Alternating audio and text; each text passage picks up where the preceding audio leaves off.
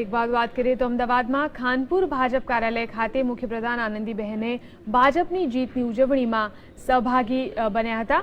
જો કે જિલ્લા અને તાલુકા પંચાયતોમાં સીટો ઓછી થવાની ચિંતા તેમના ચહેરા ઉપર સ્પષ્ટ દેખાતી હતી। ભાજપના નેતાઓ અને કાર્યકરોને જીતની શુભેચ્છા આપતા સીએમએ કહ્યું કે વેકેશનનો માહોલ હોવા છતાં પણ કાર્યકરોએ દાખવેલી મહેનતનું આ પરિણામ છે।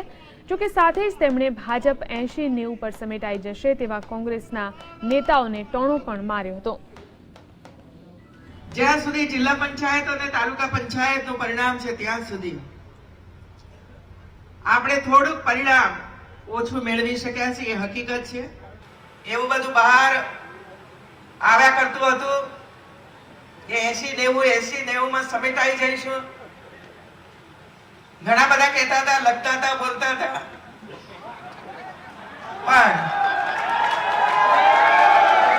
આજે અમદાવાદ શહેર વાળાએ વટ રાખ્યો, 142 સીટ સુધી આપણે પહોંચાડ્યા। આપણે તો 151 સર કરવી હતી, 151 સર કરવી હતી। ગઈ વખતે એટલી મળી હતી આપણને। કાંઈ વાંધો નહીં, 2-4 ઓછી થઈ છે, એને ફરી 5 વર્ષ પછી એમાં પણ વધારો થાય એના માટેનો પ્રયાસ કરતા રહીશું।